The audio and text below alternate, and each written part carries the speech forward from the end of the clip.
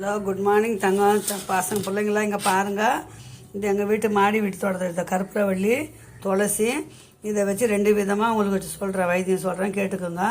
இந்த துளசி குழந்தைங்களுக்கு சளி, இருமல், காய்ச்சல் இருந்ததுங்கன்னா பிள்ளைங்களுக்கு இந்த துளசி கற்பூரவள்ளி இலை ஒரு 2 துளசி கொஞ்சம் போட்டு ஒரு 4 மிளகு தட்டி போட்டு கொஞ்சம் மஞ்சள் பொடி போட்டு கொதிக்க வச்சு வடிகட்டி கொடுக்கலாம்.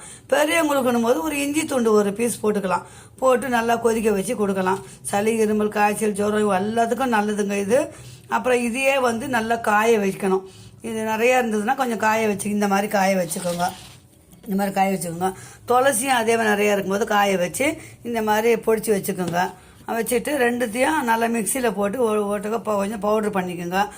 நாட்டு மருந்து கடையில் பால் சாம்பிராணின்னு இருக்கும் கடையில், அதை வாங்கிட்டு அது கூட கலந்து இது போல் வச்சுக்கோங்க. நான் ரெடி பண்ணி வச்சுருக்கேன். அதனால் நான் அடுத்த வாட்டி செய்யறதுக்கோசம் இதை காய வச்சு வச்சுருக்கேன். இப்போ ஏற்கனவே செஞ்சதை உங்களுக்கு காட்டுறேன்.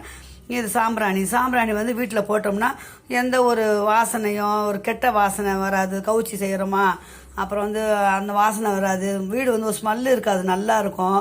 அப்புறம் சாமிக்கு போடும்போதெல்லாம் செவ்வாய், வெள்ளிக்கிழமை போடும்போதெல்லாம், அமாவாசை இந்த மாதிரி நல்ல சாமி கும்பிடும்போதெல்லாம் நம்ம சாம்பிராணி போக போடுவோம். அப்போ இந்த சாம்பிராணி போனால் வீடு நல்லா மணமாக இருக்கும்.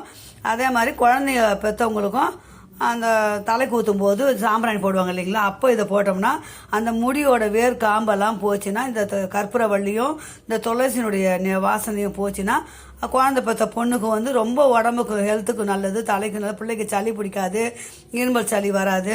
போட்டோம்னா குழந்தைக்கு நல்லது, பாப்பாக்கும் அந்த பிள்ளைய பெற்ற பொண்ணுக்கும் நல்லது. இதை செஞ்சு பாருங்கள். நான் எங்கள் வீட்டில் இதெல்லாம் செய்து தான் வச்சுருக்கிறேன். நீங்கள் செஞ்சு பாருங்கள். எதனா ஒன்றும் கேளுங்க. நம்ம வீட்டில் செய்ததை நான் உங்களுக்கு காட்டணும்னு தோணுச்சு கண்ணுங்களா, அதான் காட்டுறேன். ஓகே, பாய் தங்கம்.